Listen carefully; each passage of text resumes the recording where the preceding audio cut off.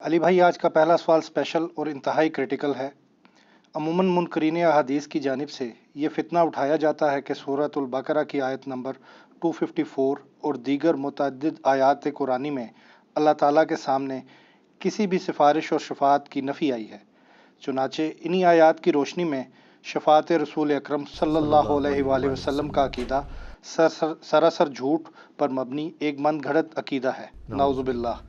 जबकि दूसरी तरफ सूफिया का तबका अपने बुजुर्ग बाबों से मुतल्लिक शफाअत बिलवजाहत का वो अकीदा रखते हैं जो सरासर जहालत पर मबनी है। प्लीज़ इस हवाले से कुरान और सुन्नत की रोशनी में सही अकीदे की तरफ हमारी रहनुमाई फरमा दें। जज़ाकल्लाहु खैर। जज़ाकल्लाहु खैरन व अहसनल जज़ा। मेरे भाइयों, जहाँ तक अक़ीदा शफ़ाअत रसूल सल्लल्लाहु अलैहि वसल्लम का ताल्लुक़ है तो इसमें कोई शक नहीं है। इसमें इस वक्त उम्मत के अंदर दो एक्सट्रीम्स पाई जाती हैं। एक एक्सट्रीम पे ये मुनकरीन अहादीस का तबका है जो इन अहादीस को सराहतन कुरान हकीम के ख़िलाफ़ समझता है अपने ज़ोम में, और वो ये समझता है कि इस अक़ीदे की जड़ कुरान में मौजूद नहीं। वो इंशाल्लाह मैं बताऊंगा, ये अक़ीदा कुरान में फिट इन बैठता है। और दूसरी तरफ सूफिया का तबका है जिन्होंने दूसरी एक्सट्रीम पे जाते हुए शफाअत बिलवजाहत का वो अक़ीदा उम्मत को दिया है कि जिसकी बुनियाद पे वो लोगों को अपने साथ अटैच करते हैं और माज़अल्लाह इस किस्म का वो एक्सप्रेशन देने की कोशिश करते हैं कि क़यामत वाले दिन उनके जो पीर और बुज़ुर्ग और बाबे धौंस के साथ, नाउज़ुबिल्लाह मिन ज़ालिक, ज़ाहिर है कि लफ्ज़ तो नहीं वो बोलेंगे लेकिन वो एक्सप्रेशन यही देते हैं कि धौंस के साथ हमें बख्शवा लेंगे। ज़ाहिर है इसीलिए तो बेचारे लोग इतनी मुसीबतें काट रहे हैं, उनके आस्थानों पे जा रहे हैं, उनको चंदे भी दे रहे हैं, अपना माल भी उनके हाथों गंवाते हैं, अपनी इज़्ज़तें भी गंवाते हैं। तो इस नैरेटिव के अगेंस्ट जब काउंटर नैरेटिव खड़ा हुआ तो फिर उसमें भी एक एक्सट्रीम रवैया आया, वो मुनकरीन अहादीस का फितना था। उन्होंने कहा कि ये अहादीस बेसिकली बुनियाद बनी है इस सारे मसले की, लिहाजा आप इन अहादीस से जान छुड़ा लें ताकि आप इस अकीदे से भी जान छुड़ा लेंगे। ये बिल्कुल इसी तरीके से है कि अगर किसी के नाक पे मक्खी बैठ जाए तो वो कि जी मक्खी उड़ाने की क्या ज़रूरत है, नाक ही काट दें ताकि अंदर कोई मक्खी ना बैठे। तो ये बिल्कुल गलत अप्रोच है। कुरान और सुन्नत की रोशनी में दोनों तरफ के दलाइल का अगर आप जायज़ा लें तो आप इस रिज़ल्ट पे पहुँचेंगे कि ये जो अक़ीदा शफ़ाअत है ये बिल इज़्न है, अल्लाह के इज़्न के साथ। ये बिल वजाहत या धौंस के साथ नहीं है। बिल वजाहत में मैं जिस चीज़ की नफ़ी कर रहा हूँ वो धौंस है। वैसे अगर आप बिल वजाहत कहें तो यकीनन अल्लाह ताला के अंबिया, उनके अहले बैत, उनके असहाब और सहीउल अक़ीदा औलियाउल्लाह वो अल्लाह के हुजूर वजाहत तो रखते हैं, लेकिन वो उस वजाहत की बुनियाद पे धौंस से कोई बात नहीं मनवाएंगे, बल्कि अल्लाह ताला उनको स्पेशल प्रोटोकॉल देगा मेहमान खुसूसी के तौर पे। जिस तरह दुनिया के अंदर भी होता है कि कभी किसी कॉलेज या यूनिवर्सिटी के अंदर जब किसी स्टूडेंट को इनाम दिया जाता है तो वो कॉलेज या यूनिवर्सिटी की इंतज़ामिया किसी बड़े आदमी को बुलाती है, उसके थ्रू वो इनाम दिलवाती है। उसमें किसी बेवकूफ़ आदमी के दिमाग में भी ये चीज़ नहीं आती है कि ये इनाम मुझे इस बड़ी हस्ती ने दिया है, बल्कि वो ये समझते हैं ये स्कूल की इंतज़ामिया दे रही है, इसके ज़रिए इसकी इज़्ज़त अफजाई के लिए। बिल्कुल इस तरीके पर दुनिया में जिसको भी इस हवाले से प्रोटोकॉल क़यामत वाले दिन मिलना है वो अल्लाह ताला के फ़ज़ल से है, और वो प्रोटोकॉल जो उस शख्स को दिया जाएगा वो उसकी इज़्ज़त अफजाई है। ना वो ये समझता है कि ये मेरा इख्तियार है, ना उसके ज़रिए जिसको शफाअत मिलेगी उसको ये समझना चाहिए कि ये इसकी वजह से हुआ है। सबका ये अकीदा होना चाहिए कि अल्लाह की वजह से हुआ है।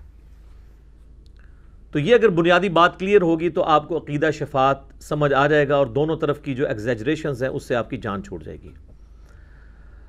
इसमें यह बात भी याद रखिएगा कि ना तो सिर्फ कोई शख्स अपने अमाल के ऊपर भरोसा करके बैठ सकता है और ना कोई शख्स सिर्फ और सिर्फ अल्लाह ताला की रहमत या शफाअत रसूल सल्लल्लाहु अलैहि वसल्लम के ऊपर भरोसा करके बैठ सकता है। ये दोनों एक्सट्रीम रवैये हैं। हक जो है वो इसके दरमियान है कि अमाल भी करने हैं और अल्लाह की रहमत और उसके महबूब सल्लल्लाहु अलैहि वसल्लम की शफाअत की उम्मीद भी रखनी है। तो फिर अक्सर कभी दिमाग में ये भी सवाल आ जाता है कि अगर अमाल ही करने हैं तो फिर रहमत की या शफाअत की ज़रूरत क्यों पड़ेगी? इसलिए कि कोई शख्स ये दावा कर सकता है कि उसका हर अमल जो है परफेक्शन के साथ है। کوئی نہیں دعویٰ کر سکتا. تو ہمارے جو اعمال کے اندر کوتاہی رہ جاتی ہے، کہیں پر خشوع خضوع کی کمی رہ جاتی ہے، کہیں پر ارکان کو ادا کرنے کی کمزوری رہ جاتی ہے، اس کی کمپنسیشن، اس کمزوری کا ازالہ اللہ کی رحمت اور اس کے محبوب صلی اللہ علیہ وآلہ وسلم کی شفاعت کے ذریعے ہوگا. اس کو سپورٹی وہ حدیث ہے جو صحیح بخاری اور صحیح مسلم دونوں میں موجود ہے.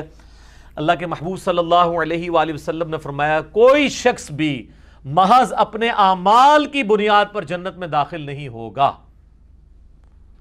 ایک صحابی نے بڑی جرت کر کے پوچھ لیا اے اللہ کے رسول آپ بھی؟ ہائے ہائے سر، یہ آپ کے زمانے میں بات ہوتی تو 295C لگتی، کیونکہ آپ تو ہر چیز کو گستاخی بنا دیتے ہیں. اور صحابہ کو آپ دیکھیں، نبی علیہ السلام نے کوئی بیریئر نہیں رکھا، وہ ڈائریکٹ کوسچن کر سکتے تھے اور اسے گستاخی نہیں سمجھا جاتا تھا. اور فائدہ کیا ہوا؟ آپ علیہ السلام نے عقیدہ کلیئر کر دیا. جب انہوں نے کہا یا رسول اللہ آپ بھی؟ آپ فرمایا ہاں میں بھی، جب تک میرے رب کی رحمت مجھے ڈھانپ نہ لے. الفاظ ذرا دیکھیں، میں بھی محض اپنے اعمال کی بنیاد پہ جنت میں نہیں جاؤں گا. تو اگر نبی علیہ السلام محض اعمال کی بنیاد پہ جنت میں نہیں جائیں گے تو کوئی اور شخص کیسے دعویٰ کر سکتا ہے کہ میں اللہ تعالیٰ کی رحمت سے یا نبی صلی اللہ علیہ وآلہ وسلم کی شفاعت سے اپنے آپ کو آزاد کروا لوں؟ ناٹ ایٹ آل، ایسے ہو نہیں سکتا. قرآن حکیم میں میرے بھائیوں جن آیات کے اندر شفاعت کی یا سفارش کی نفی آئی ہے کیٹاگوریکلی، وہ اس شفاعت کی نفی آئی ہے کہ جو شفاعت بغیر اعمال کے، بغیر اللہ کے احکامات کی پیروی کیے، صرف سفارش کے اوپر دھونس کے ساتھ کوئی شخص کسی کو بخشوا کے لے جائے. واقعی یہ والی شفاعت تو ہے ہی نہیں ہے. قرآن حکیم کی آیات اس کی مذمت کرتی ہیں، ایسی کوئی شفاعت ایگزسٹ نہیں کرتی. اور جن آیات کے اندر شفاعت کا اس بات آیا ہے کہ یہ شفاعت ہوگی، سفارش ہوگی، وہ ہے کہ وہ بھی اللہ کے اذن سے ہوگی، کسی کی دھونس کے ساتھ نہیں. اور اللہ تعالیٰ وہ اذن دے گا اپنے ان محبوب بندوں کو ان کی عزت افزائی کے لیے، چیف گیسٹ کے طور پر. اور وہ سب سے بڑے چیف گیسٹ ہمارے محبوب امام کائنات سید الاولین والآخرین شفیع المذنبین رحمت للعالمین سیدنا و مولانا امام اعظم محمد رسول اللہ صلی اللہ علیہ وآلہ وسلم کی مبارک ذات ہے. یہ محمد رسول اللہ کا پروٹوکول ہے صلی اللہ علیہ وآلہ وسلم. وہ قیامت کے دن کے مہمان خصوصی ہیں. اس پہ بخاری مسلم کی درجنوں احادیث ہیں، انشاءاللہ میں اس کو کور کروں گا. پہلے ہم قرآن سے اس مقدمے کو کلیئر کریں کہ قرآن حکیم میں عقیدہ شفاعت کی جڑ کہاں پہ موجود ہے. لوگ کہتے ہیں نا جی یہ کیسے ہو کہ ایک شخص نے نیک اعمال نہیں کیے، صرف ایمان لے کر آ گیا ہے اور اس کے اعمال کے اندر کمزوری ہے اور پھر بھی وہ بخشا جائے گا. اس کی جڑ کہاں ہے؟ اس کی جڑ قرآن حکیم میں ایک ہی صورت میں آنے والی 2 آیات کے اندر موجود ہے. سورۃ النساء کی آیت نمبر 48 اور آیت نمبر 116. اعوذ باللہ من الشیطان الرجیم، بسم اللہ الرحمن الرحیم. ان اللہ لا یغفر ان یشرک بہ، بے شک اللہ اس گناہ کو معاف نہیں کرے گا کبھی بھی کہ کوئی شخص دنیا سے اس حال میں گیا کہ وہ اللہ کے ساتھ شرک کرتا ہوا. وَيَغْفِرُ مَا دُونَ ذَلِكَ لِمَن يَشَاءُ، شرک کے سوا ہر گناہ اللہ تعالیٰ معاف کر دے گا جس کے لیے وہ چاہے گا. وَمَن يُشْرِكْ بِاللَّهِ فَقَدْ ضَلَّ ضَلَالًا بَعِيدًا، جو کوئی اللہ کے ساتھ شرک کرے وہ گمراہی میں جا پڑا، اور گمراہی میں بھی بڑی دور کی گمراہی میں جا پڑا. یہ میرے بھائیو یہ جو آیت 2 دفعہ ریپیٹ ہوئی ہے تھوڑے سے فرق کے ساتھ، سورہ نساء آیت نمبر 48 اور 116، اس میں جڑ موجود ہے کہ جس نے شرک نہ کیا ہوا اس کے نامہ اعمال میں کوئی بھی اور گناہ ہوا الٹیمیٹلی اللہ تعالیٰ اسے بخش دے گا. امید ہے، اوپن لیسنس نہیں ہے. تو اب اللہ تعالیٰ کو کوئی پوچھ سکتا ہے کہ یا اللہ اس نے شرک تو نہیں کیا تھا، اس نے فلاں گناہ کیا، یہ فلاں گناہ کبیرہ کا مرتکب تھا، جس طرح منکرین احادیث کرتے ہیں سورۃ البقرہ سے آیات پیش کر کے. اور یہ آپ کو پتہ ہے معتزلہ کا بھی عقیدہ تھا، وہ کہتے تھے جو گناہ کبیرہ کرنے والا ہے وہ ہمیشہ دوزخ میں رہے گا. اور وہ کہتے تھے قرآن میں آیا ہے کہ جو دوزخ میں جائے گا تو وہ کبھی نکالا نہیں جائے گا. ان کو یہ آیات بھول گئی تھی کہ اللہ تعالیٰ شرک کے سوا سارے گناہوں کو معاف کر دے گا تو دوزخ سے نکال کے ہی معاف کرے گا نا. اس کا ان کے پاس کوئی جواب نہیں ہے. اور اگر وہ کہتے ہیں کہ شرک کے سوا سارے گناہ معاف ہوں گے بغیر جہنم میں جائے ہوئے، پھر تو پورے کا پورا مقدمہ ہی الٹ جائے گا. یہ تو وہ بھی نہیں کہیں گے، وہ کہیں گے نہیں جہنم میں جانا لازمی ہے تاکہ ان گناہوں کا وبال وہ چکھے، اور وہی قرآن میں فٹ ان بیٹھتا ہے۔ ورنہ اگر آپ یہ کہیں گے کہ شرک کے سوا ہر گناہ معاف ہو جائے گا اور جہنم کا بھی پھیرا نہیں لگے گا، پھر تو پورے کا پورا مقدمہ آپ کے اپنے خلاف آ گیا، پھر تو ہم ون ون سچویشن میں دونوں طرف کھڑے ہوئے۔ تو یہ جڑ ہے کہ الٹیمیٹلی اس کو گناہوں سے پاک کر دیا جائے گا جہنم میں ڈال کے، اور وہ اپنی سزا بھگت کے لاکھوں سال بعد، کروڑوں سال بعد، وہ اللہ کو پتہ ہے۔ بولے اعوذ باللہ تعالی اللہم اجرنا من النار۔ الٹیمیٹلی توحید اتنی وزنی چیز ہے کہ وہ نکال لیا جائے گا، اور یہ ہے جڑ یہ آیت کہ شرک اگر نہیں کیا ہوا باقی سارے گناہ جہنم میں جھونکے جانے سے معاف ہو جائیں گے۔ اور قرآن حکیم میں اس کا اشارہ ایک اور جگہ بھی موجود ہے، سورۃ الفرقان کے اندر آیت نمبر 65 کے اندر، کہ اہل ایمان دعا کرتے ہیں والذین یقولون ربنا اصرف عنا عذاب جہنم، وہ کہتے ہیں اے رب ہمارے ہم سے جہنم کا عذاب دور کر دینا، آمین۔ انہا ساءت مستقرا و مقاما، بے شک جہنم ایک لمحے کے لیے بھی رہنے کے لیے بری جگہ ہے، اور ہمیشہ کے رہنے کے لیے بھی بری جگہ ہے۔ تو اس آیت میں اشارہ مل گیا کہ سارے لوگ جو جہنم میں جائیں گے نا، جس طرح منکرین احادیث کہتے ہیں کہ جو جہنم میں چلا گیا وہ نکالا ہی نہیں جائے گا، تو پھر یہ کیوں آیا کہ وہ ایک لمحے کے لیے بھی بری جگہ ہے اور ہمیشہ والی بھی؟ اس کا مطلب ہے کچھ ایسے ہوں گے جو ہمیشہ کے لیے ہوں گے، اور کچھ ایسے ہوں گے جو ہمیشہ کے لیے نہیں ہوں گے، ایک لمحے کے لیے یا چند ٹائم کے لیے۔ کروڑوں سال میں 100 سال ایک لمحہ ہی ہے نا، ہمارے اعتبار سے تو ایک لمحہ نہیں ہے، تو تھوڑے ٹائم پیریڈ کے بعد ان کو نکال لیا جائے گا، اور وہ نکالا جائے گا کیوں؟ ان اللہ لا یغفر ان یشرک بہ ویغفر ما دون ذلک لمن یشاء۔ منکرین احادیث سے جب بھی آپ بات کریں تو ڈاکٹرن پہ بات کیا کریں۔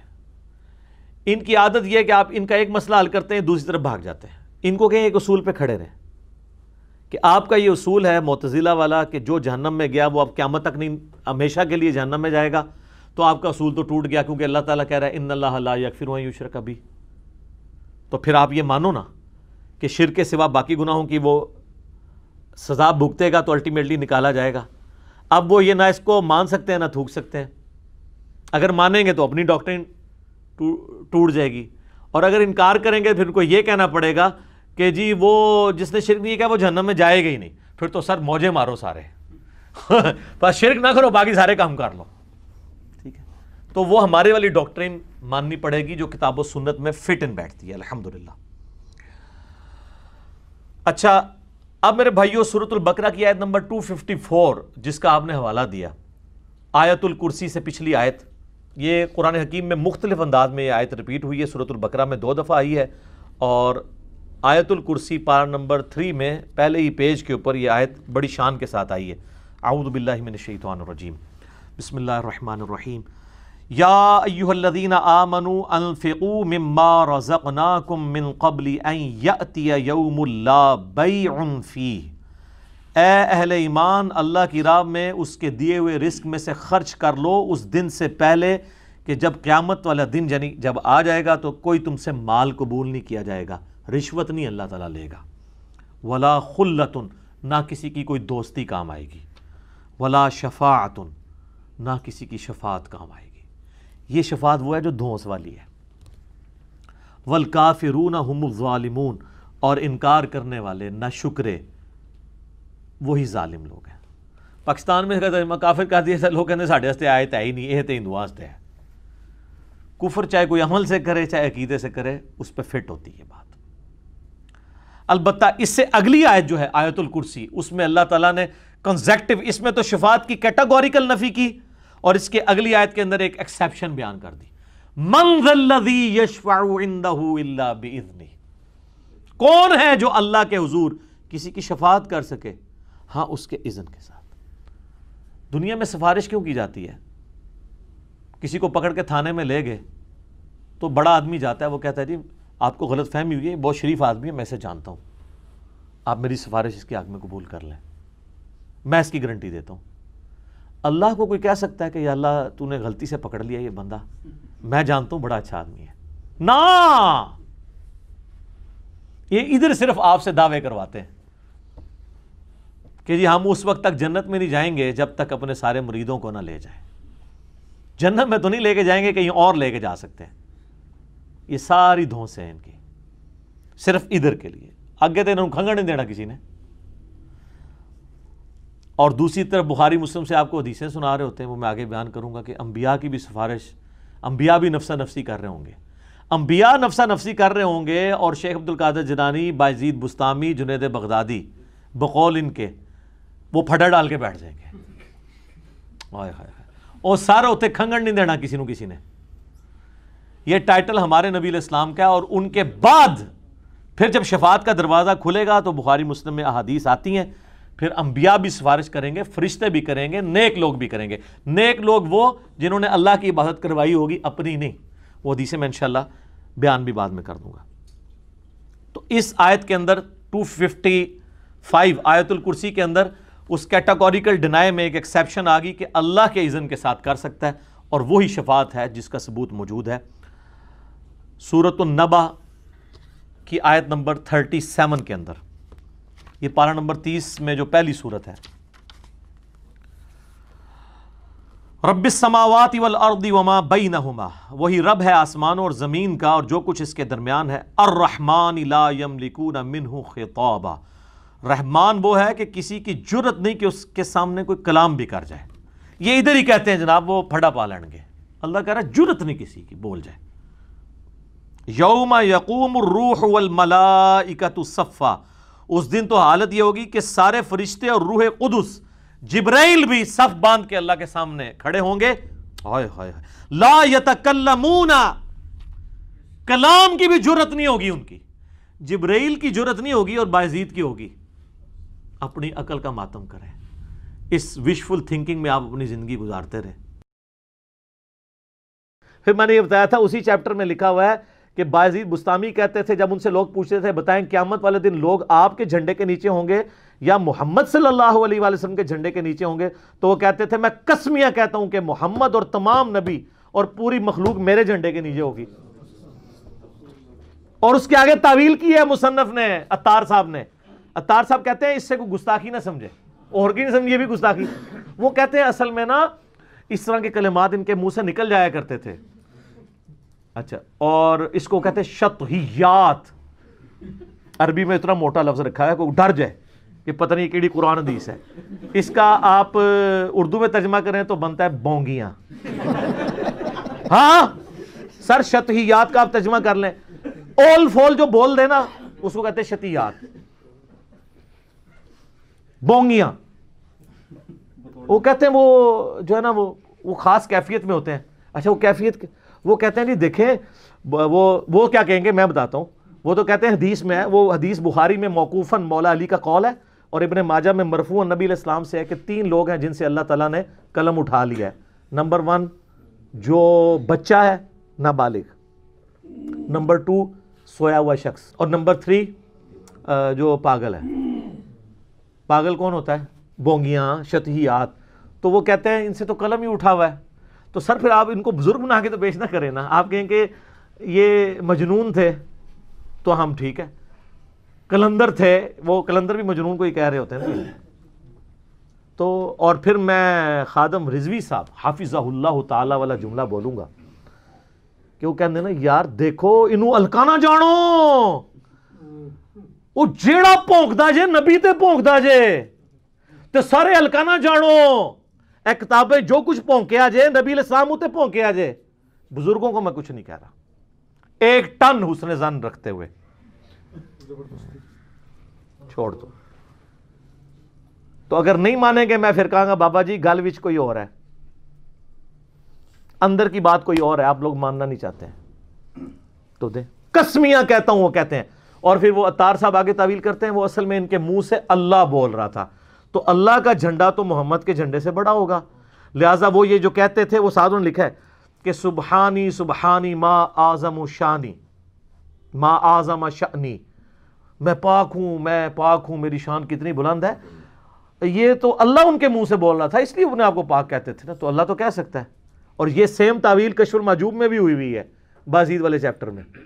اور آگے وہ فرید الدین عطار لکھتے ہیں یہ جو کہتے تھے نا لوائی اعظم من لوائی محمد, میرا جھنڈا محمد کے جھنڈے سے بھی اعظم ہوگا، تو اصل میں یہ اللہ ان کے منہ سے بول رہا تھا، اور اللہ کا جھنڈا تو محمد کے جھنڈے سے بڑا ہی ہوگا۔ کڈی وڈی کہانی کرائی ہے۔ میرا ایک معصومانہ سوال ہے، کیا قیامت والے دن دو جھنڈے ہوں گے؟ جھنڈا تو ایک ہے۔ مسلم شریف میں حدیث ہے سب سے پہلے میں نکالا جاؤں گا قبر سے، سب سے پہلے میرے لیے شفاعت کا دروازہ کھولا جائے گا، سب سے پہلے جنت کا دروازہ میرے نام کے اوپر کھلے گا، شفاعت کا جھنڈا میرے ہاتھ میں ہوگا۔ بخاری مسلم میں حدیث ہے کہ تمام اولین اور آخرین ان کا میں سردار ہوں گا۔ تو جھنڈا تو ہے ہی ایک قیامت والے دن، لواء الحمد، وہ تو نبی علیہ السلام کے ہاتھ میں ہوگا۔ یہ دوسرا جھنڈا کون سا ہے؟ کہانیاں کس طرح تعویل کرتے ہیں۔ بابا آیا تو عشق رسول بھی ختم، اور وہ جی گھل الکانا جانو وہ بھی ختم، سب کچھ ختم ہو گیا۔ تو میں تو یہ آپ لوگوں کا پیچھا کروں گا سر، جب تک آپ کی کتابوں کی پرنٹنگ بند نہیں ہوتی ہے۔ میں آپ کی عوام کو یہ بات بتاؤں گا، اس لیے بتا رہا ہوں کہ مجھے خود انہی باتوں نے، جو آپ ہمیں کہانیاں کراتے تھے نا کہ باقی سارے گستاخ رسول ہیں، میں نے جو بریلویت کا بند توڑا ہے نا، 31 سال تک میں پیدائشی بریلوی تھا، تو میں اب اگر اس بند کو توڑ کے آیا ہوں نا، تو پھر گستاخیاں چاہے دیوبندیوں کی ہوں، بریلویوں کی ہوں، اہل حدیث کی ہوں، شیعہ کی ہوں، سب کو ایک نظر سے دیکھیں گے ہم۔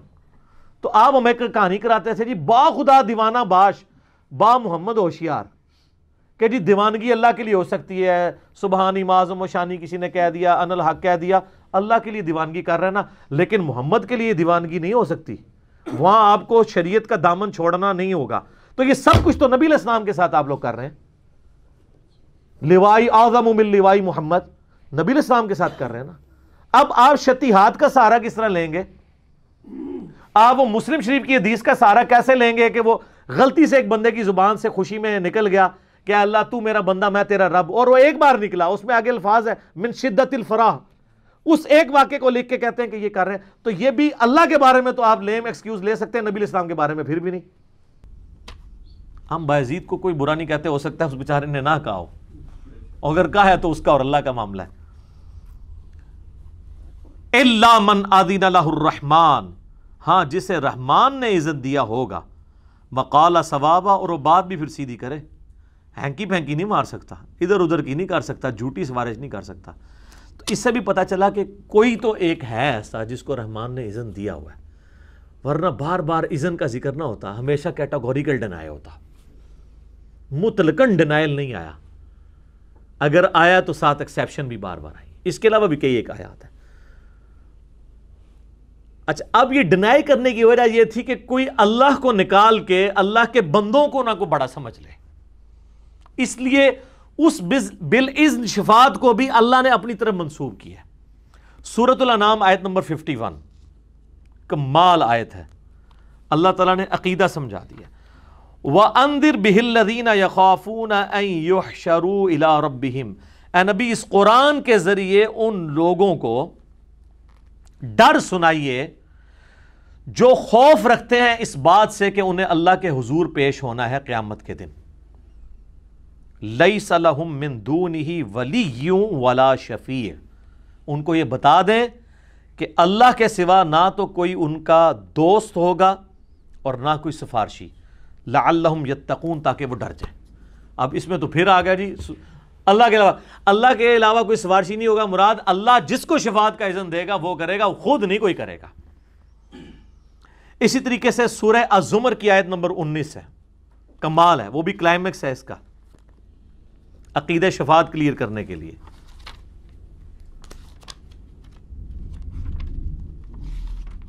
جناب قرآن پڑھیں گے تو ان کو پتا چلے گا نا عقیدہ کیا ہے۔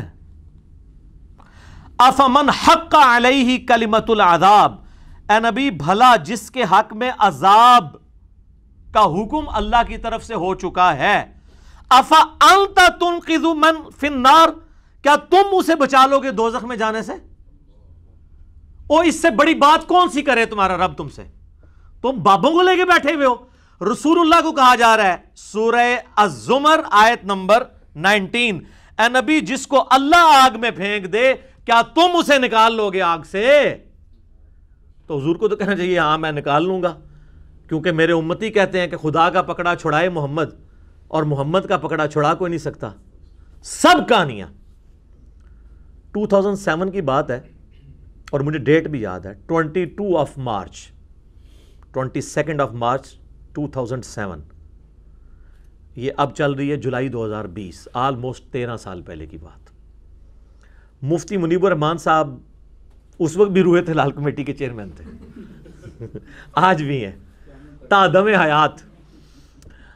تو کراچی میں آفس کے کام کے سلسلے میں نے بلوچستان جانا تھا، تو کراچی ڈیفنس میں میری رہائش تھی، تو میں ٹائم نکال کے نا غلام سعود سعیدی صاحب کو بیسیکلی تو میں نے ملنا تھا رحمہ اللہ تعالیٰ. وہ ان کے مدرسے میں شیخ الحدیث تھے. تو مفتی صاحب سے بائی چانس ملاقات ہو گئی، آلموسٹ پونے گھنٹے کی. تو باتیں جب شروع ہوئیں، ان دنوں میں نیا گمراہ ہو رہا تھا، ابھی مکمل نہیں ہوا تھا، یعنی انورٹڈ کاماز میں. مفتی صاحب کہنے لگے کہ دیکھیں کتنے افسوس کی بات ہے، ہم بریلویوں کے پلیٹ فارم کے اوپر شرکیہ نعتیں پڑھی جا رہی ہیں.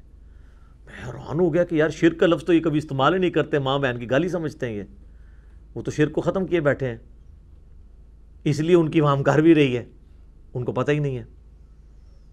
میں نے کہا جی مفتی صاحب کون سی؟ کہتے ہیں یہ دیکھیں نا شعر نہیں پڑھتے، خدا کا پکڑا چھڑائے محمد، محمد کا پکڑا چھڑا نہیں کوئی نہیں سکتا. وہ کہتے ہیں یہ کون سا دین ہے جو پریزنٹ کر رہے ہیں؟ تو ایک جملہ انہوں نے بولا کہ یہ شان الوہیت اور شان رسالت کے مقابلے کرواتے ہیں، اور یہ بڑے گستاخ رسول ہیں کہ ممبروں پر اللہ اور رسول کا مقابلہ کرواتے ہیں. وہ کہتے ہیں میں تو اتنا ڈر گیا ہوں کہ میں کسی محفل نعت میں جاتا ہی نہیں ہوں، کہ مجھے پتہ ہے یہ اوٹ پٹانگ شعر پڑھیں گے، اور اگر میں ان کو نہیں ٹوکوں گا تو میں اللہ کے حضور پکڑا جاؤں گا. لا الہ الا اللہ محمد رسول اللہ. یہ میرے کئی دوستوں کی موجودگی میں انہوں نے یہ میرے ساتھ یہ بات کی اوپنلی، وہ انکار نہیں کریں گے، ابھی بھی وہ کہنے کو تیار ہو جائیں گے.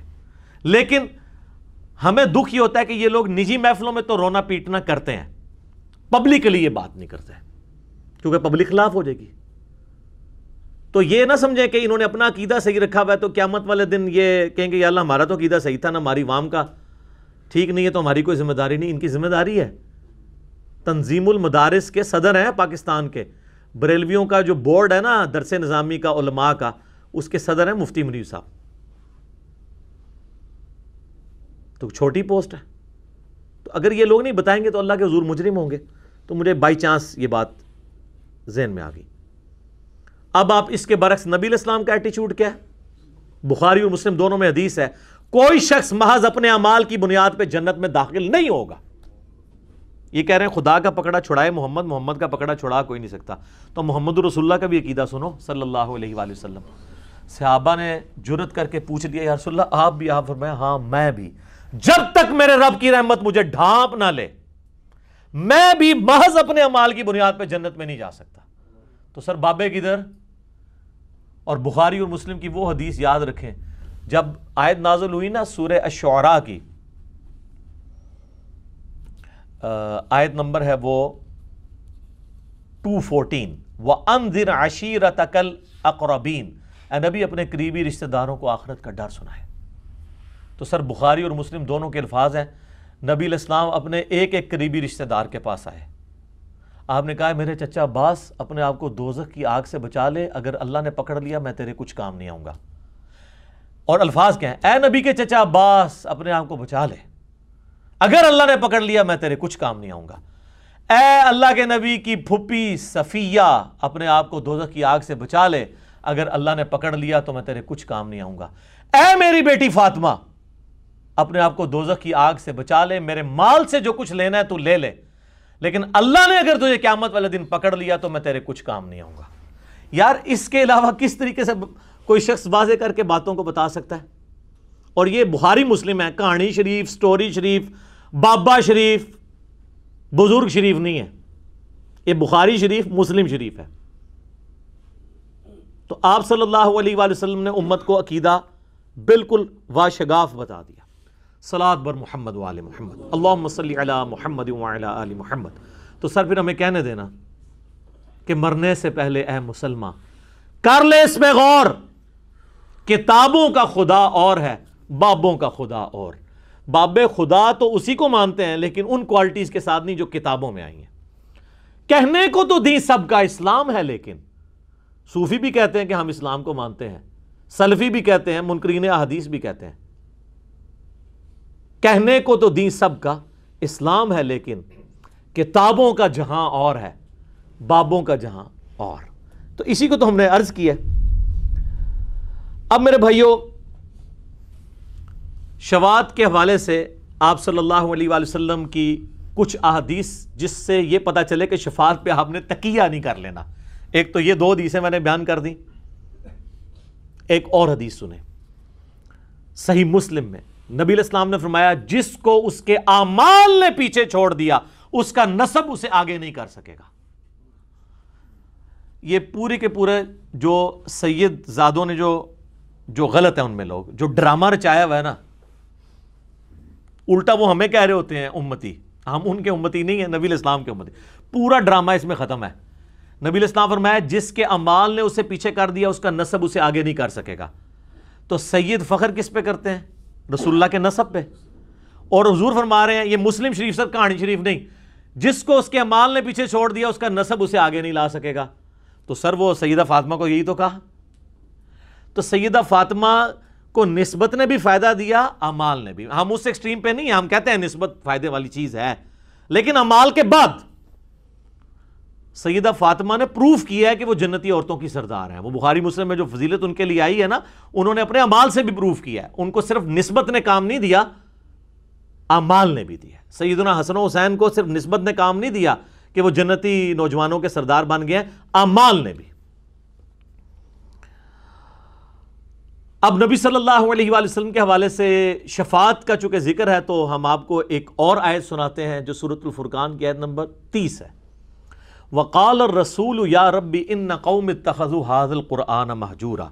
رسول اللہ صلی اللہ علیہ وآلہ وسلم قیامت والے دن شکایت کریں گے کہ اے اللہ میری قوم نے، میری امت نے قرآن کو پیٹھ کے پیچھے ڈال دیا تھا. تو نبی علیہ السلام کی شفاعت والی باتیں تو آپ کو ساروں نے بتائی ہیں. یہ آیت آج تک کسی نے بتائی ہے کہ قیامت والے دن نبی علیہ السلام نے آپ کی شکایت بھی لگانی ہے قرآن چھوڑنے پر؟ یہ نہیں بتاتے. اسی کانٹیکسٹ میں ایک اور آیت ہے سورہ نساء کی آیت نمبر 41 جس کے کانٹیکسٹ میں بخاری و مسلم دونوں میں حدیث ہے. نبی علیہ السلام نے ایک دن سیدنا عبداللہ ابن مسعود رضی اللہ تعالیٰ عنہ سے فرمایا اے عبداللہ ہمیں قرآن سناؤ. انہوں نے عرض کیا اللہ کے رسول صلی اللہ علیہ وآلہ وسلم قرآن تو آپ پہ نازل ہوا ہے، میں آپ کو قرآن سناؤں؟ آپ نے فرمایا مجھے دوسرے لوگوں سے قرآن سن کر لطف آتا ہے. تو عبداللہ ابن مسعود کہتے ہیں میں نے تلاوت شروع کی سورہ نساء کی، اور جب میں آیت نمبر 41 پہ پہنچا فَكَيْفَ إِذَا جِئْنَا مِن كُلِّ أُمَّةٍ بِشَهِيدٍ، وہ کیا وقت ہوگا جب ہم ہر امت میں سے ایک گواہ کو اٹھائیں گے، یعنی اس امت کے پیغمبر کو، کہ ہاں بھئی تم نے امت تک پیغام پہنچایا اور اس کے جواب میں امت نے تمہارے ساتھ کیا ایٹیچیوڈ رکھا.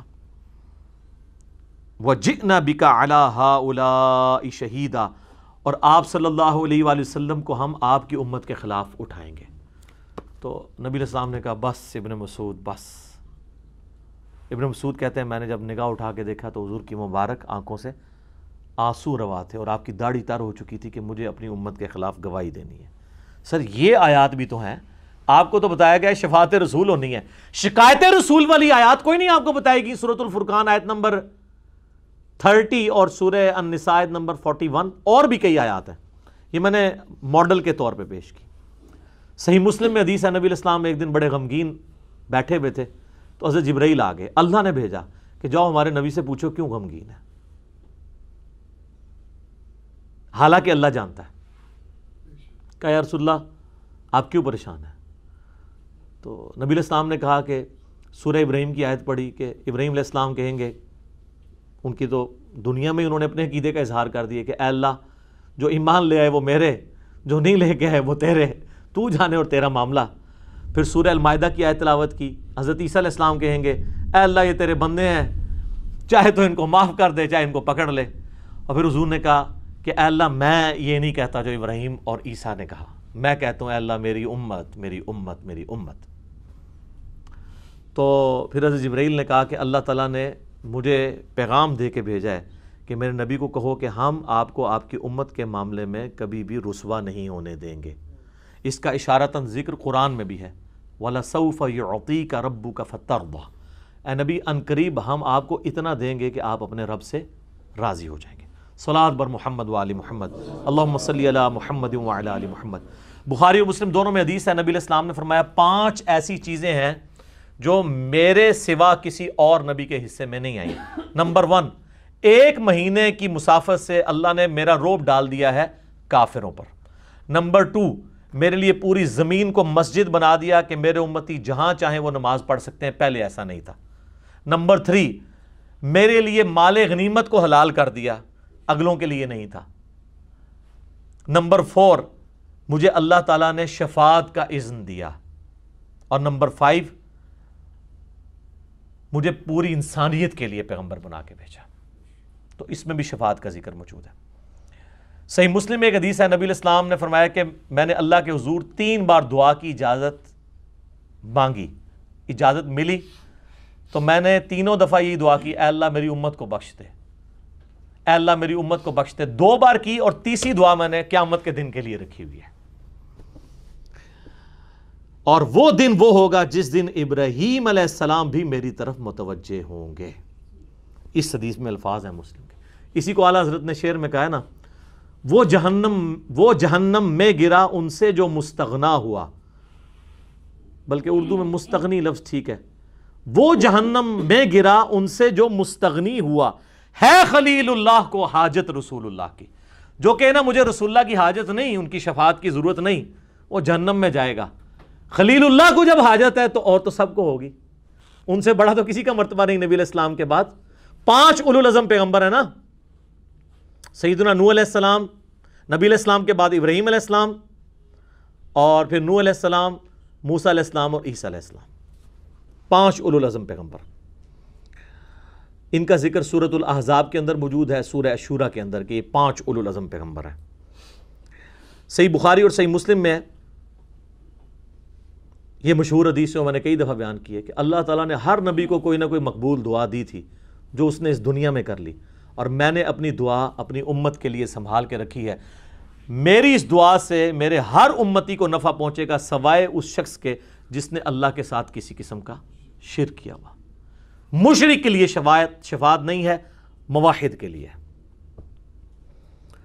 صحیح مسلم میں ایک اور حدیث ہے، ابن مسعود کہتے ہیں کہ شب معراج نبی علیہ السلام کو 3 تحفے ملے۔ نمبر 1، 5 نمازوں کا، نمبر 2، سورۃ البقرہ کی آخری 2 آیات، اور نمبر 3، جو شرک نہیں کرے گا اس کی مغفرت کر دی جائے گی۔ اور بخاری مسلم کی وہ حدیث جو معاذ ابن جبل کو حضور نے پیٹھ کے پیچھے بٹھایا تھا، آپ نے فرمایا معاذ، کہا لبیک یا رسول اللہ، جانتے ہو کہ اللہ کا اپنے بندوں پہ کیا حق ہے؟ کہا اللہ اور اس کا رسول بہتر جانتے ہیں۔ فرمایا اللہ کا اپنے بندوں پر یہ حق ہے کہ وہ صرف اسی کی عبادت کریں اور اس کے ساتھ کسی کو شریک نہ ٹھہرائیں۔ صرف عقیدہ توحید نہیں، پریکٹیکلی عبادت بھی کر کے بتائیں۔ پھر سواری تھوڑے آگے گئی تو پھر آپ نے کہا معاذ لبیک یا رسول اللہ، جانتے ہو جو شخص یہ کر لے اس بندے کا اللہ پر کیا حق ہے؟ ہوئے ہوئے، کہا اللہ اور اس کا رسول بہتر جانتے ہیں۔ فرمایا ایسے بندے کا حق ہے کہ اللہ تعالیٰ اسے عذاب نہ دے اور جنت میں داخل کرتے ہیں۔ سبحان اللہ وبحمدہ، سبحان اللہ العظیم۔ صحیح مسلم میں حدیث ہے، قیامت کے دن میں اولاد آدم کا سردار ہوں، سب سے پہلے مجھے قبر سے نکالا جائے گا، سب سے پہلے میری سفارش قبول ہوگی اور سب سے پہلے سفارش کروں گا بھی میں۔ مسلم شریف میں ایک اور حدیث ہے، سب سے پہلے جنت کے دروازے پر میں دستک دوں گا، پوچھا جائے گا کون؟ تو میں کہوں گا محمد صلی اللہ علیہ وسلم۔ وہ فرشتہ عرض کرے گا کہ مجھے حکم بھی یہ ہے کہ میں آپ کے سوا کسی اور کے لیے جنت کا دروازہ نہ کھولوں جب تک آپ جنت میں داخل نہ ہو جائیں۔ صلاۃ بر محمد و آل محمد، اللہم صلی علی محمد و علی آل محمد۔ یہ ساری حدیثیں بخاری مسلم کی ہیں الحمدللہ۔ ایک وہ حدیث ہے جو ڈیٹیل کے ساتھ بخاری اور مسلم دونوں میں آئی ہے، اس کے کئی ایک طرق آئے ہیں۔ شفاعت والے چیپٹر میں صحیح مسلم میں 77 احادیث ہیں۔ کتنی؟ 77۔ انٹرنیشنل نمبر کے مطابق 457 سے 533 شروع میں 77 احادیث مسلم شریف میں، بخاری میں بھی ہے، مسلم میں 77 حدیث ہیں، اور بخاری میں بھی یہ حدیث موجود ہیں، ان میں سے کئی ایک، اور کمبائنڈ فارم میں آپ کو مشکات میں 46 احادیث کمبائنڈ فارم میں بخاری مسلم کی مل جائیں گی انٹرنیشنل نمبر کے مطابق 5566 سے لے کر 5611 تک۔ جس میں وہ تفصیلی حدیث ہے جو سورہ بنی اسرائیل کی آیت نمبر 79 کے کانٹیکس میں ہے، عَسَىٰ أَن يَبْعَثَكَ رَبُّكَ مَقَامًا مَحْمُودًا، قریب ہے اے نبی صلی اللہ علیہ وآلہ وسلم آپ کا رب آپ کو اس مقام پر فائز کرے گا جہاں ہر کوئی آپ کی تعریف کرے گا۔ مقام محمود تعریف کیا گیا، حمد کیا گیا۔ اس آیت کے کانٹیکسٹ میں امام بخاری بھی حدیث لے کے آئے، امام مسلم بھی، وہ جو آپ نے بچپن سے سنی ہے کہ قیامت والے دن سب کے سب لوگ کسی سفارشی کی تلاش میں نکلیں گے، بلکہ اس کا آغاز جو ہوتا ہے کہ حضور علیہ السلام بکری میں دست کا گوشت تناول فرما رہے تھے، اور آپ نے فرمایا جانتے ہو میں سید الاولین والآخرین ہوں، جتنے گزر چکے اور جتنے قیامت تک آئیں گے میں ان کا قیامت والے دن سردار اور ان کا خطیب ہوں اللہ کی بارگاہ میں، سب کی طرف سے میں پیش ہوں گا۔ پھر آپ نے کہا کہ سنو قیامت کا دن اتنا سختی والا دن ہوگا، کوئی شخص اپنے پسینے میں ڈبکیاں جو ہے وہ سر تک کھا رہا ہوگا، کوئی سینے تک، کوئی گھٹنوں تک، کوئی ٹخنوں تک، کافی عرصہ اسی طرح گزرے گا۔ پھر لوگ کہیں گے ہم کوئی سفارشی نہ تلاش کریں۔ اچھا کسی کی جرت نہیں ہو رہی ہوگی کہ اللہ سے بات کریں، کیوں؟ لمن الملک اليوم للہ الواحد القہار، سورہ غافر میں جو آتا ہے، سورہ المومن میں، آج کس کی بادشاہت ہے؟ اس اکیلے کی جو سب پہ چھایا ہوا ہے۔ جب اس کا نام ہی القہار ہے تو کس نے نیڑے لگنا ہے؟ تو سب لوگ کہیں گے ہم آدم کے پاس کیوں نہ چلیں جو ہمارے جد امجد ہیں، جن کو اللہ نے اپنے مبارک ہاتھوں سے جیسا کہ اس کی شان کے لائق پیدا کیا۔ تو کہیں گے حضرت آدم سے جا کے ان کی تعریفیں بیان کریں گے، اے آدم آپ تو پہلے انسان ہیں دنیا پہ، آپ کو اللہ نے اپنے مبارک ہاتھوں سے بنایا، فرشتوں سے آپ کو سجدہ کروایا، تو آج آپ اللہ کے حضور ہماری سفارش نہیں کرتے۔ وہ کہیں گے کہ آج مجھے اپنی غلطی یاد آ رہی ہے کہ مجھے اللہ نے منع کیا تھا، حالانکہ وہ غلطی معاف ہو چکی بھی ہے۔ یہ ہے اللہ کے نیک بندوں کی نشانی۔ اور جو بدماش بندے ہوتے ہیں نا، ان کی نشانی یہ ہوتی ہے کہ ہم جنت میں اس وقت تک نہیں جائیں گے جب تک آپ کو بھی نہ لے جائیں۔ یہ بدماشوں کی نشانی ہوتی ہے۔ نیک وہ ہوتے ہیں کہ جن کی غلطیاں معاف بھی ہوئی ہوں نا، پھر وہ کہتے ہیں کہ آج بھائی آج اللہ تعالیٰ غصے میں ہے کہ پرانا کھاتے ہی نہ کھل جائے، اور بابیاں نو کھنگڑ نہیں دینا کسی نے، تسی کہہ رہے ہو بابے آئے کر لیں گے، تو پھر ہم کیوں نہ کہا کریں کہ مرنے سے پہلے اے مسلمان کر لے اس پہ غور، کتابوں کا خدا اور ہے، بابوں کا خدا اور، وہ پتہ نہیں کس خدا کو مانے میں ہے، اس خدا کو اس طرح مانے جو نبیوں نے آپ کو تعارف کروایا ہے۔ حضرت آدم کہیں گے تم نوح کے پاس جاؤ، اور حضرت آدم نوح علیہ السلام کی تعریف بیان کریں گے کہ وہ آدم ثانی ہیں، اور یہ لوگ آئیں گے کہیں گے کہ آپ کو اللہ تعالیٰ نے حضرت آدم علیہ السلام کے بعد آپ کے ذریعے نسل انسانی چلائی، آپ آدم ثانی ہیں، آپ انبیاء کے جد ہیں اس اعتبار سے کہ سب آپ کی اولاد میں پیدا ہوئے، تو آج آپ سفارش نہیں کرتے۔ وہ کہیں گے کہ میں نے اپنے کافر بیٹے کے لیے شفاعت کی دعا کی تھی، مجھے آج ڈر ہے کہ آج اللہ تعالیٰ اس بات پہ میری پکڑ نہ کر لے، حالانکہ اس کی بھی معافی ہو چکی بھی ہے۔ وہ کہیں گے اس طرح کرو تم ابراہیم کے پاس چلے جاؤ، ابراہیم علیہ السلام کے پاس جائیں گے، کہیں گے آپ تو جد الانبیاء ہیں، خلیل اللہ ہیں، اللہ کے بیسٹ فرینڈ، آپ کی تو تعریف میں قرآن کی آیات ہیں۔ سر ابراہیم سے اوپر کون ہو سکتا ہے؟ ہمارے نبی علیہ السلام کو قرآن میں کہا گیا کہ آپ ابراہیم کی ملت کی پیروی کریں۔ ابراہیم علیہ السلام کہیں گے کہ مجھے آج اپنی غلطی یاد آ رہی ہے، دنیا میں مجھے 3 دفعہ توریتاً جھوٹ بولنا پڑا تھا، یا آپ توریہ کہہ لیں، تو آج تو مجھے وہ غلطی یاد آ رہی ہے کہ کہیں اللہ تعالیٰ میری پکڑ نہ کر لے۔ تو 3 مواقع پہ بولنا پڑا۔ ایک بار انہوں نے اپنی بیوی کو بادشاہ کے غضب سے بچانے کے لیے کہہ دیا یہ میری بہن ہے، اور دل میں یہ سوچا کہ اسلام کے رشتے میں۔ اسی طریقے سے جب قوم جا رہی تھی وہ میلے کے اوپر، تو انہوں نے توریہ کیا ستاروں کی طرف دیکھ کے اور کہا کہ میں بیمار ہوں، ٹھیک ہے۔ اور تیسری دفعہ جب انہوں نے بت توڑ دیے تھے، انہوں نے کہا اس کے بڑے نے کیا ہوگا، اور اشارہ دل میں اپنی طرف تھا۔ اس طرح کا توریہ کرنا جائز ہے، تقیہ کہہ لیں اسے، توریہ کہہ لیں۔ بہرحال اللہ کے نیک بندے تو ڈرتے ہیں۔ تم جاؤ موسیٰ کے پاس، وہ کلیم اللہ ہیں، اور موسیٰ علیہ السلام تو انہوں پتہ ہے ایکسٹروورٹ بھی نے، انہوں نے اللہ نال بڑی فرینکنس بھی ہے، وہ تو اللہ نے بھی کہتے نہیں اللہ میں تمہیں ویکھنا ہے، کسی اور پیغمبر نے جرت نہیں کی ہے، ذرا وہ ایکسٹروورٹ تھے نا۔ تو لیکن سر قیامت ہے، ایسے نہیں رکھیو، اے موسیٰ علیہ السلام وہ موسیٰ نہیں جو اس روح ارض علیہ موسیٰ نے، ایک قیامت علیہ موسیٰ نے۔ موسیٰ علیہ السلام کہیں گے کہ آج تو مجھے اپنی غلطی یاد آ رہی ہے، مجھ سے ایک بندہ مر گیا تھا، وہ قبطی کو جو مارا تھا، قرآن میں آتا ہے، تو مجھے تو ڈر ہے اللہ تعالیٰ مجھے پکڑ ہی نہ لے اس بات کے اوپر. ٹھیک ہے, تو تم عیسیٰ ابن مریم کے پاس جاؤ, اللہ کی روح ہے, سارے حضرت عیسیٰ کے پاس آئیں گے. عیسیٰ ابن مریم کہیں گے کہ نہیں, آج میں اس کا اہل نہیں ہوں کہ میں سفارش کر سکوں.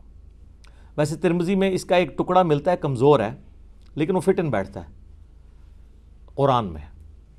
وہ کہیں گے کہ آج مجھے اپنا ڈر ہے کہ مجھے تو لوگوں نے خدا مان لیا تھا.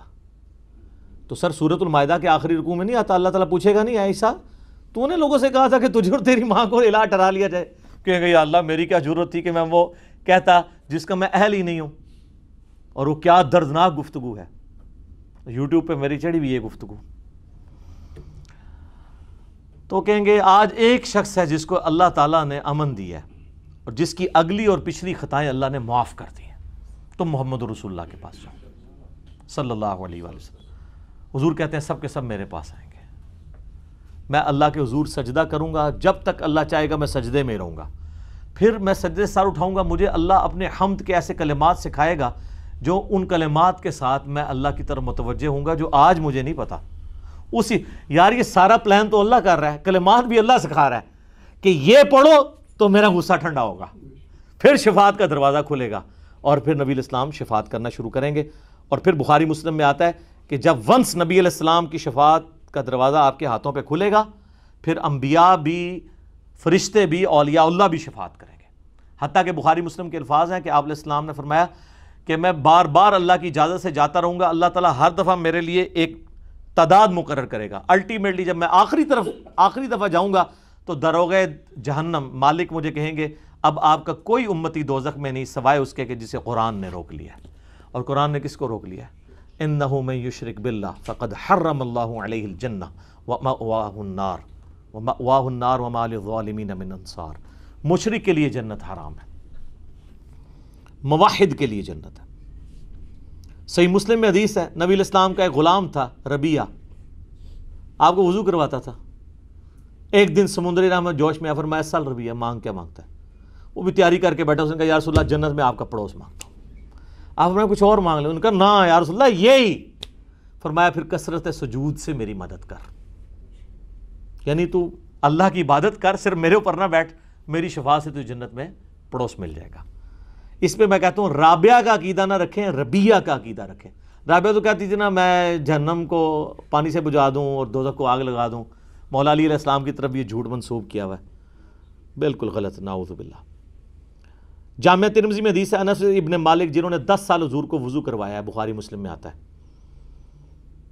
کہتے ہیں یا رسول اللہ میں قیامت والے دن آپ کو تلاش کہاں کروں, میں آپ سے اپنے حق میں شفاعت کروانا چاہتا ہوں, آپ میری شفاعت کریں گے؟ حضور نے فرمایا ہاں. تو یا رسول اللہ کہاں تلاش کروں؟ انشور کیا, ایڈریس بھی دسو. فرمایا پولیس رات پہ آ جانا. یا رسول اللہ اگر وہاں نہ ہوئے؟ فرمایا میزان عمل پہ آ جانا. یا رسول اللہ وہاں پہ بھی نہ ہوئے؟ فرمایا حوض کوثر پہ آ جانا. ساری جگہ اپنے امتیوں کو میں اکوموڈیٹ کر رہا ہوں. کہا اگر حوض کوثر پہ بھی نہ ہوئے؟ فرمایا نہیں, ان 3 جگہوں میں کسی ایک جگہ تمہیں مل جاؤں گا. تو نبی علیہ السلام میزان عمل پہ سفارش کر رہے ہوں گے اور حوض کوثر پہ کر رہے ہوں گے, پولیس رات پہ کر رہے ہوں گے. رب سلم امتی صلاۃ بر محمد و آل محمد اللہم صلی علی محمد و علی آل محمد.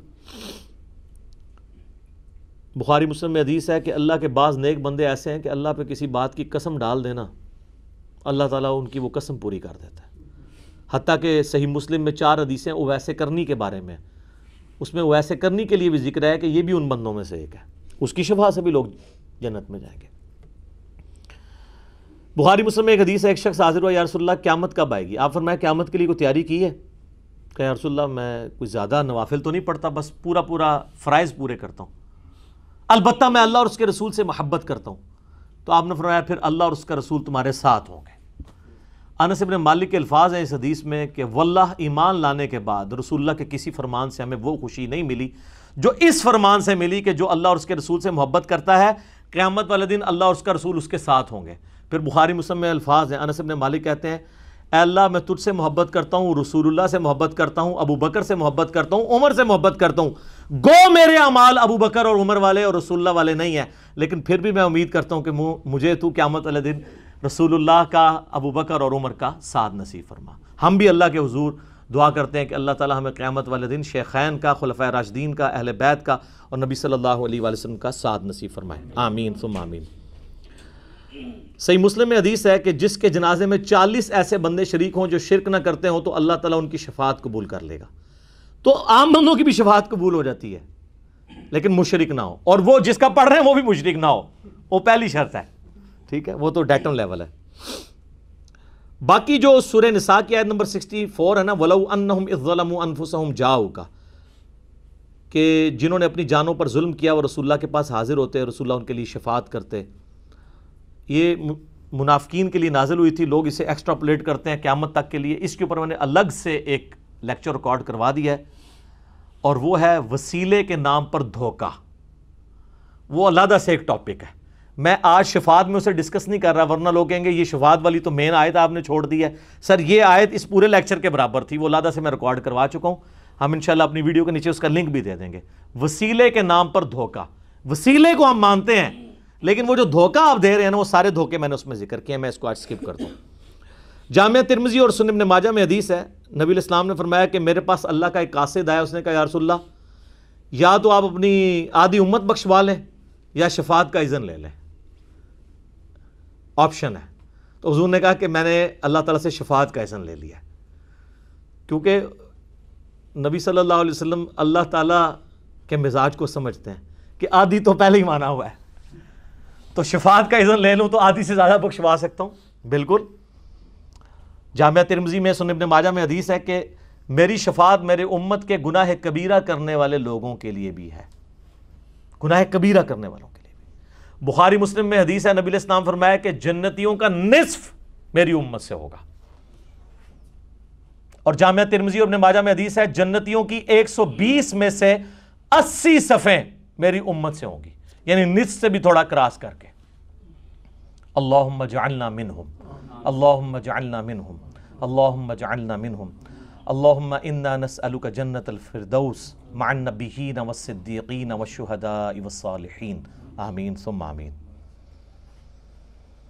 صحیح مسلم میں حدیث ہے، یہ اب میں آخر میں آپ کو وہ وظیفے بتانے لگا ہوں جو جنت تک پہنچنے والے، کہ جو شخص اذان کا جواب دے، اس کے بعد درود شریف پڑھے اور الوسیلہ والی دعا مانگے، قیامت والے دن میری شفاعت اس کے حق میں حلال ہو جائے گی۔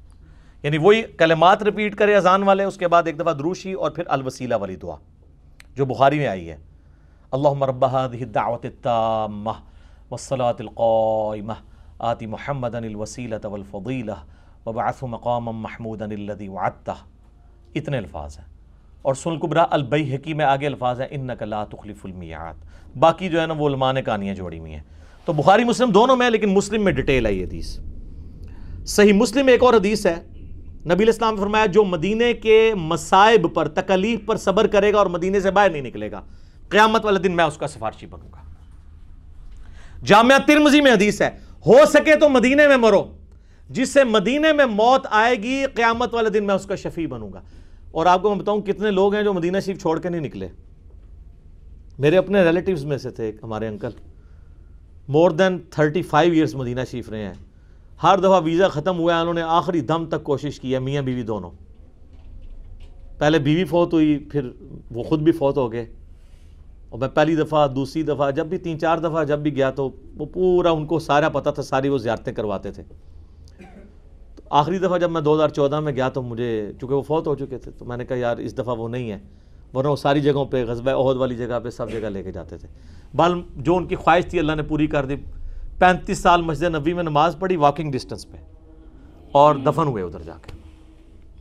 تو صحیح بخاری میں ہے، سیدنا عمر دعا کیا کرتے تھے، اللہم ارزقنی شہادتاً فی سبیلک، اے اللہ مجھے اپنے راستے میں شہادت کی موت دینا، وجعل موتی فی بلدی رسولک صلی اللہ علیہ وآلہ وسلم، اور اگر مجھے موت آئے تو رسول اللہ کے شہر میں۔ اور سیدنا عمر کی دونوں دعائیں قبول ہوئی ہیں، شہادت کی موت بھی ملی، مسجد نبوی میں زخم لگا، اور اس سے بڑھ کر رسول اللہ کے ساتھ پہلو میں دفن ہوئے جنت کے ٹکڑے میں، ریاض الجنہ جو بخاری و مسلم میں ہے کہ جنت کے ٹکڑوں میں سے ایک ٹکڑا ہے میرے گھر سے میرے ممبر تک، جس پہ امام بخاری نے باب باندھا ہے، قبر رسول سے ممبر رسول جنت کا ٹکڑا ہے۔